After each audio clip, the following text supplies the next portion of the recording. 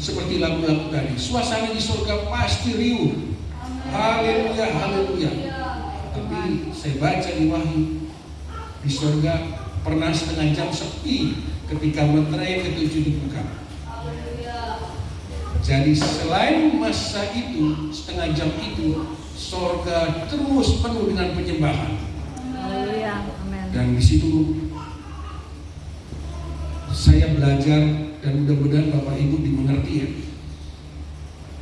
Saya ingin ini khotbah ini adalah untuk aplikasi, bukan hanya sekedar di gereja, tetapi ini bagaimana saya mendorong Pak Ibu untuk menjelaskan hubungan itu adalah kebutuhan kita, Pak Ibu. Karena kekuatan manusia itu terbatas, itu harus kita sadari. Di Zakaria 4 ayat 6. Jadi hubungan manusia harus intim. Karena manusia hanya seperti debu di Mazmur 103 ayat 14. Bahkan di yang lain mengatakan bukan hanya debu, manusia bayang-bayang dan bahkan uang. Dan masa kita hidup di dunia ini paling banter berapa lama sih? Paling 90 tahun. Dan masa itu begitu pendek. Ketika saya mengenal Tuhan, Tuhan memilih saya. Saya kadang-kadang, kenapa Tuhan tidak pilih waktu saya masih bayi ya? Kenapa baru 20 tahun saja Tuhan pilih? Saya rugi waktu, Pak Ibu. Saya pikir, dan juga saya bersyukur ada COVID sehingga saya meneguhkan diri dalam rohani saya. Bagaimana kalau tidak ada COVID? Bukan berarti saya merindukan tiap hari ada COVID, ya tidak. Tetapi kesesakan inilah memacu kita sebagai orang yang percaya untuk meyakini bahwa Tuhan itu pakai kita, Tuhan kenal kita. Oleh karena Tuhan kenal kita, jangan sampai waktu kita terbuang percuma. Bagi anak-anak muda, remaja, waktu adalah yang sangat sementara di dunia ini. Kadang-kadang adalah waktu untuk berkarir, berkompetisi. Tetapi karir kompetisi tidak ada gunanya kalau kita tidak didampingi oleh penguasa hidup ini. Sukses juga tidak akan puas-puasnya.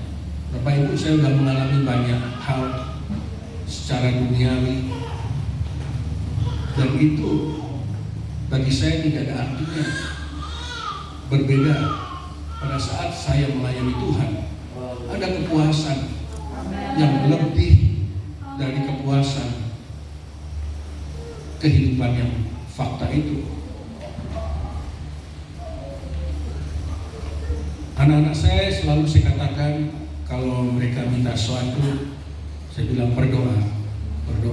Walaupun saya dalam hati saya, wah saya harus berusaha. Bapak Ibu, saya hadir, saya perkenalkan dulu tadi, maaf, saya hadir dengan istri saya, Dena, yang dulu pernah menyampaikan firman. Kami datang dengan paket lengkap, dengan Oma Leni yang baru saja hari jadi, Tante Seni, anak saya, Amanda, Cinaro, dengan ponakan saya, Hana dan Arsa. Sengaja kami ajak di sini bahwa apa yang saya sampaikan ini menjadi kesaksian juga bagi mereka bahwa mesbah keluarga yang kita kumpul setiap kadang-kadang tiap 5-6 kali. Kalau dulu saya di seberang cuma sholat 5 waktu, tapi dengan mesbah keluarga hubungan intensif ini terus terjadi di rumah. Kadang-kadang kita di rumah sakit pun kita terbawa, sehingga di setiap kalau kita kerja ke perawat-perawat, ayo sebelum pekerjaan dimulai di kamar bedah, di kantor, kita harus mulai dengan ibadah. Dan budaya ini kita terus laksanakan karena tahu bahwa tidak mungkin kita hanya dibatasi oleh waktu dan tempat di rumah ataupun di gereja. Dengan karakter kita, gaya hidup kita sebagai penyembah itu, saya pasti gereja ini akan pasti tumbuh. Dan saya melihat dibanding beberapa bulan yang lalu, gereja jauh berbeda. Dan puji Tuhan, pasti jemaatnya tumbuh. Amen. Saya percaya. Bapak Ibu yang dicintai Tuhan Yesus,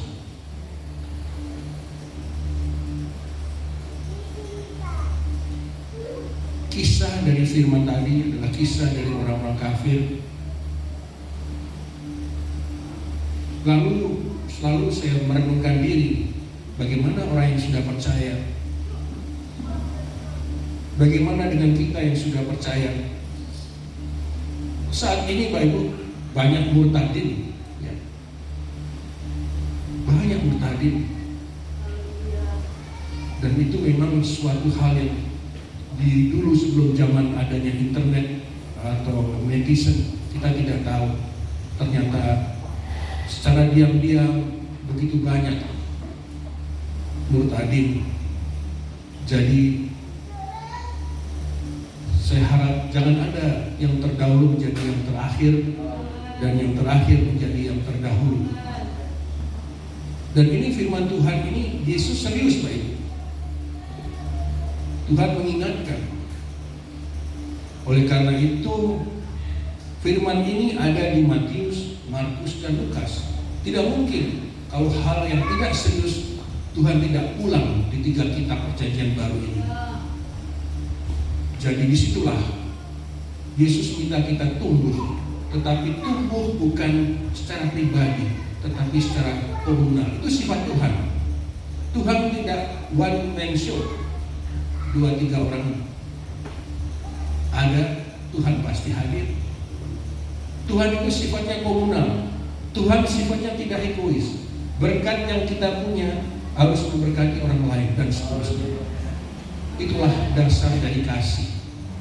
Jadi output dari hubungan itu, output dari inti hubungan adalah penyembahan, maka outputnya adalah kasih.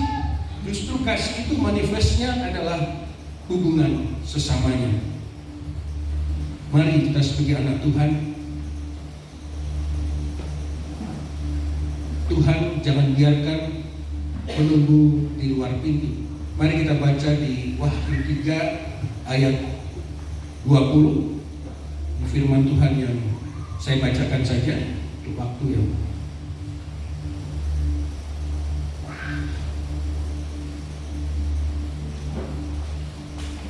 kita, ayat ini saya ketemukan 2 hari yang lalu ketika saya merenungkan. Saya sebagai orang yang sudah kenal Tuhan Yesus yang dipakai, apa yang harus saya lakukan? Apakah harus diam saja? Wahyu 3:20. Lihat, aku berdiri di muka pintu dan mengetok. Jikalau ada orang yang mendengar suaraku dan membukakan pintu, aku akan masuk, mendapatkannya, dan aku makan bersama-sama dengan dia, dan ia bersama-sama dengan aku.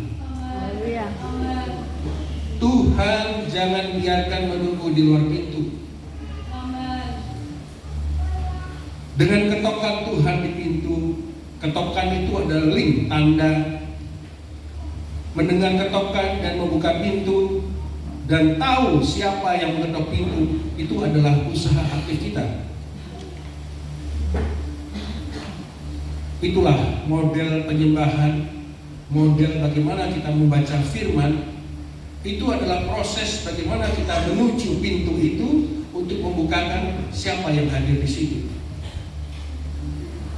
Dan makan bersama merupakan gambaran bagaimana kita melakukan hubungan intim dengan Tuhan. Kita menikmati pribadi Tuhan. Saya ingat sebuah lagu dari almarhum Bapak Jio Awendatu, sebuah lagu, menikmati Tuhan, menikmati Yesus di setiap waktu kau berada. Luar biasa lagu itu. Jadi Tuhan jangan jadikan agama, Tuhan jadikan pribadi yang ada di dalam kita. Tuhan harus menjadi hubungan dengan kita. sepanjang kapan? Sepanjang hidup kita.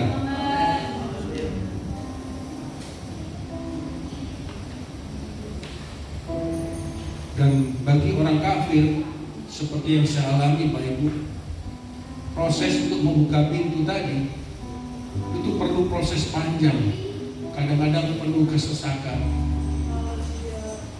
Saya dulu setelah lulus menjadi dokter bedah saraf, saya tidak tahu Pak Ibu Tuhan rencana Tuhan. Setelah saya renungkan, oh Tuhan luar biasa. Saya yang sebelumnya menjadi calon staf di Fakultas Kedokteran di bagian bedah saraf, entah kenapa saya harus dikirim ke Sulawesi Utara. Saya tidak punya saudara. Saya kadang-kadang sampai menangis.